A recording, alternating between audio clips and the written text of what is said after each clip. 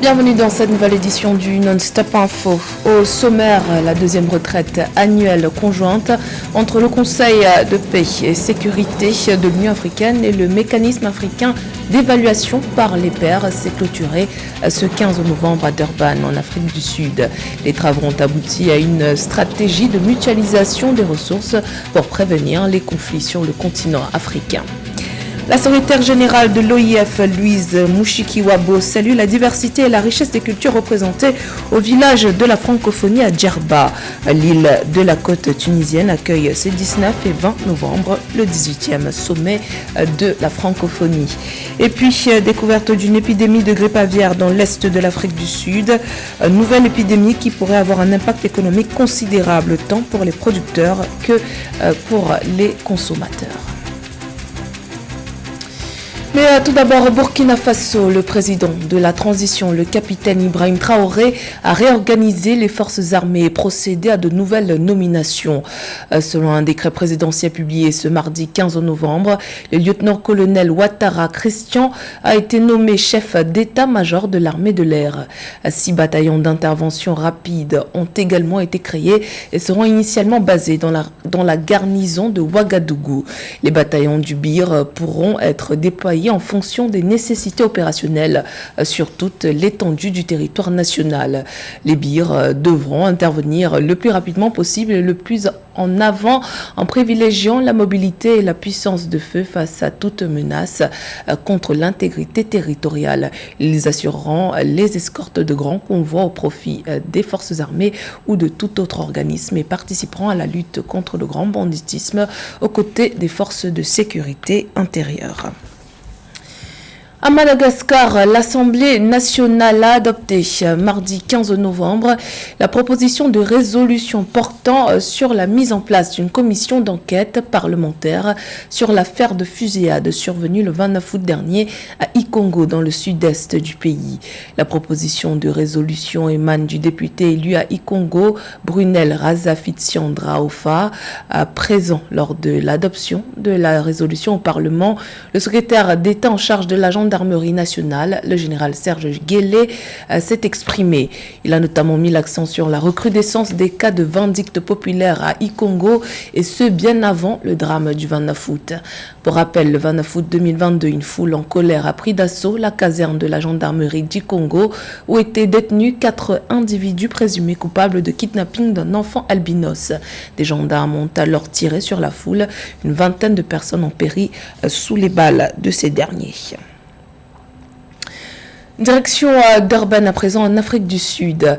La ville côtière de la province du KwaZulu-Natal accueillait ces 14 et 15 novembre la deuxième retraite annuelle conjointe entre le Conseil paix et sécurité de l'Union africaine et le mécanisme africain d'évaluation par les pairs. Un rendez-vous qui s'est notamment articulé autour de la promotion de la paix, de la sécurité et de la stabilité sur le continent africain ainsi que sur le respect de la bonne gouvernance. Retour sur cette rencontre avec nos envoyés spéciaux à Durban, Mildred Yamou et Mahamat Ramadan. Clôture de la deuxième retraite conjointe du Conseil de paix et de sécurité de l'Union africaine et du mécanisme africain d'évaluation par les pairs MAEP ce 15 novembre 2022 ici à Djibouti en Afrique du Sud. Les 2 jours de travaux ont abouti à une stratégie de mutualisation des ressources pour le déploiement conjoint des équipes de prévention ou de médiation pour endiguer les conflits sur le continent.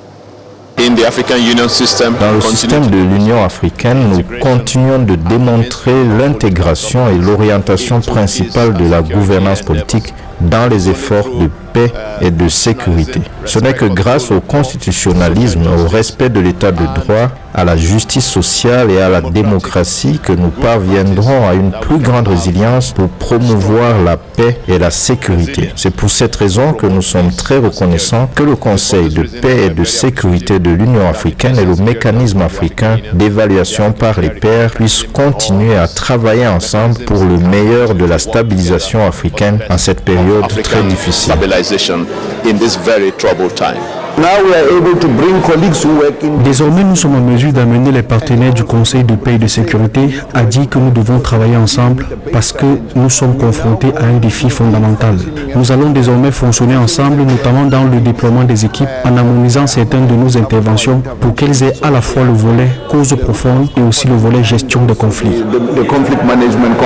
Cette retraite a souligné la nécessité de comprendre les causes profondes des conflits en Afrique pour mieux prévenir leur récurrence sur le continent. L'événement a aussi cherché à consolider la coopération entre le Conseil de paix et de sécurité de l'Union africaine et le MAEP en matière d'alerte précoce afin de renforcer le lien entre la gouvernance et la paix et la sécurité pour une stabilité durable. Mildred Yamou et Mahamat Ramadan depuis Dubon en Afrique du Sud pour Africa 24. 3 semaines après sa nomination au poste de représentant spécial du secrétaire général pour la Libye, Abdoulaye Bathily a présenté le 15 novembre un nouveau rapport devant le Conseil de sécurité de l'ONU.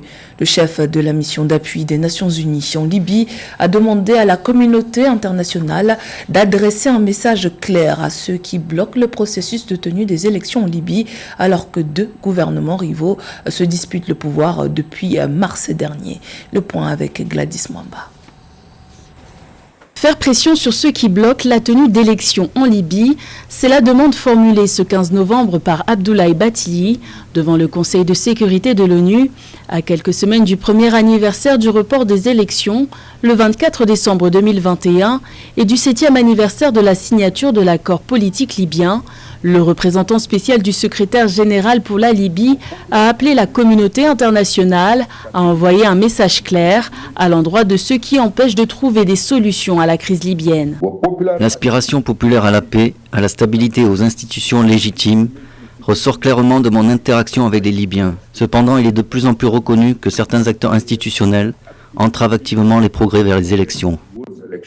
Pour le chef de la Manul, prolonger la période intérimaire risque de rendre la Libye plus vulnérable à l'instabilité politique, économique et sécuritaire. Dans ce contexte, les parties libyennes ont été invitées à parvenir rapidement à un accord sur un cadre constitutionnel afin de favoriser la tenue d'élections législatives et présidentielles libres, équitables et inclusives. Le but, mettre fin à cette longue période de transition, former un gouvernement unifié et assurer un retour à la stabilité. Nous voudrions répéter et réitérer l'importance pour le Conseil de sécurité et la communauté internationale de respecter le désir et la volonté du peuple libyen et son désir de sortir de la crise et d'apporter la stabilité. Toutefois, pour Abdoulaye Bathily, les élections ne constituent pas une solution en soi, mais plutôt un moyen pour en trouver une. Cette sortie de crise passera, selon lui, par la fin des ingérences étrangères dans les affaires internes de la Libye, la fin de la présence étrangère, le soutien aux efforts nationaux pour une réconciliation réelle et globale, ainsi que par la non-répétition des erreurs du passé. Plus que quelques jours avant l'ouverture du 18e sommet de la francophonie à Djerba en Tunisie.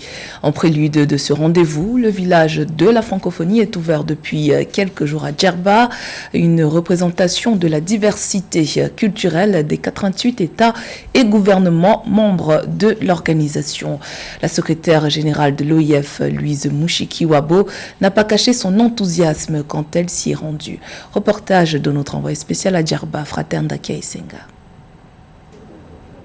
Pendant plus de 3 heures, la secrétaire générale de l'Organisation internationale de la francophonie a prêté une oreille attentive aux différents exposants du village tunisien de la francophonie et elle a échangé avec eux sur leurs expositions ce 14 novembre 2022 à Djerba, une île de la côte tunisienne. Et je suis surtout très heureuse de voir combien la communauté de Djerba et des environs, parce qu'on m'a dit qu'il n'y a pas que les Djerbiens ici, est présente ici. L'idée de ce village de la francophonie juste avant le sommet, c'est de créer cette rencontre entre la communauté locale et le monde francophone, qui est le monde entier, puisqu'on vient de tous les continents. 10 pavillons des produits d'artisanat tunisien à ceux du reste du monde francophone, en passant par le secteur de l'innovation et du numérique. Le 18e sommet de la francophonie tient le pari de la connectivité des peuples, comme le préconise le thème de ce sommet, connectivité dans la diversité, le numérique, un vecteur de développement et de solidarité dans l'espace francophone. J'ai beaucoup apprécié tout ce qui est lié à la Tunisie, l'artisanat, les produits de terroir, l'aspect numérique, puisque ce sommet est sur le thème de la connectivité, à la fois la connectivité par le numérique, mais aussi un clin d'œil à la connectivité des peuples. Pour la plateforme des planches que j'ai montré à Madame le secrétaire, nous en Tunisie, on possède 9500 planches de chefs-d'œuvre réalisées à la main. Certaines remontent aux années 40 du XXe siècle. Donc ça, ce sont des chefs-d'œuvre. Donc on va les ranger dans un rayonnage comme ça pour les garder. Mais avant ça, on les a numérisés et on va les mettre à la disposition des designers et des créateurs comme source d'inspiration. Avec 321 millions de francophones et 88 États et gouvernements membres, l'Organisation internationale de la francophonie est le deuxième bloc le plus important en termes de membres après les Nations unies. Les échanges culturels de tous ses membres constituent un levier important pour l'organisation qui fête ses 50 ans d'existence.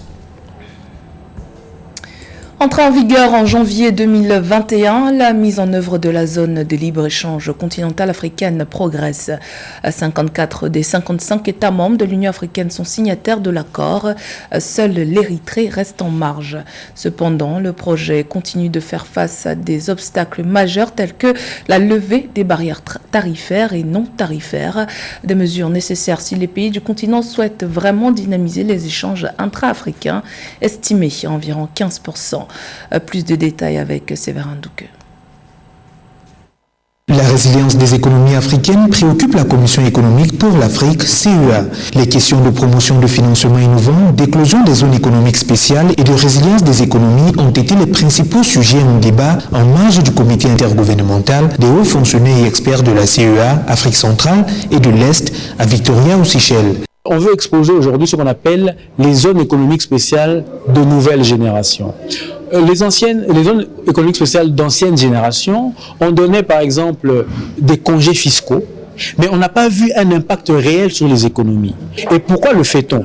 Pourquoi? Parce qu'on veut créer des conditions idéales qui vont permettre à cette activité de réussir. Notamment, on va faire appel à une expertise particulière, on veut donner des conditions fiscales ou autres avantages qui vont inciter les investisseurs à se déployer au sein de cet espace. Dans un contexte d'incertitude économique dominé par l'inflation, la cherté de la vie, les conséquences des changements climatiques et les dettes publiques dues en partie à la crise sanitaire ou encore au conflit russo-ukrainien, l'urgence de penser des systèmes économiques plus résilients s'impose aux États africains. Si certaines économies africaines se remettent progressivement de ces crises, il est impératif de dynamiser et diversifier les économies à travers une transformation structurelle tout en anticipant la survenue d'éventuelles crises.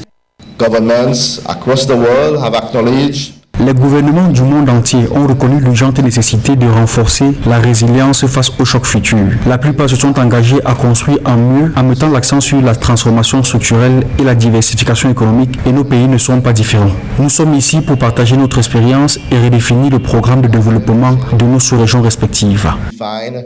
The development agenda for our respective sub-regions. Pendant 4 jours, du 15 au 18 novembre 2022, les experts des questions économiques de la CEA, de la communauté des États de l'Afrique centrale et ceux de l'Afrique de l'Est vont partager des expériences pour trouver des méthodes et stratégies afin d'aboutir à des solutions pour renforcer la résilience des économies africaines.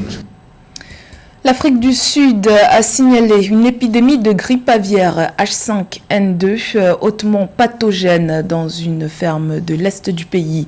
Selon les pouvoirs publics, la réapparition de ce virus dans le pays est une menace potentielle pour le secteur de la volaille. En effet, les épidémies de grippe aviaire obligent généralement les éleveurs à tuer des troupeaux entiers dans le but d'arrêter la propagation de la maladie. Le point sur la situation avec Marine Tolo. Le 14 novembre 2022, l'Afrique du Sud a signalé une épidémie de grippe aviaire du sous-type H5N2 hautement pathogène dans une ferme de la province du KwaZulu-Natal sur sa côte est. Dans cette ferme, un total de 58 oiseaux domestiques sur un troupeau total de 200 ont été retrouvés morts du virus hautement contagieux selon les sources officielles. Le secteur de la volaille représente un atout majeur pour l'économie de l'Afrique du Sud. C'est près de 19,6 millions de poulets produits par semaine en Afrique du Sud. à côté d'un indicateur chiffré comme la hausse de la production de près de 5% pour ce qui est de l'abattage par semaine de ces 19,6 millions de poulets. Selon l'Organisation de la santé animale, le tout premier foyer de grippe aviaire en Afrique du Sud avait été observé en date du 14 juillet 2011 et confirmé le 26 août 2011 dans la localité de Haute-Saône, division administrative du Cap occidental. Les autruches furent les premiers animaux à être infectés par le virus. Mobiliser davantage de moyens pour donner des moyens aux chercheurs sud-africains pour développer des nouvelles techniques modernes de prévention de ce type de virus, parce que plus le monde évolue, plus des virus ont une autre manière d'attaquer les sujets, et puis il faut également développer la recherche, les nouvelles techniques pour pallier à ce type de virus qui est très pathogène. Rappelons qu'en 2011, l'Organisation des Nations Unies pour l'alimentation et l'agriculture a recommandé aux pays d'Afrique d'être en état d'alerte suite à la mortalité élevée d'oiseaux sauvages due au virus influenza, compte tenu des rapports récents d'Afrique occidentale et australe ayant respectivement détecté le virus chez les pélicans blancs et les oiseaux côtiers. C'était le journal de la rédaction. Merci pour votre fidélité. Dans un instant, une nouvelle édition de l'actualité sur Africa 24.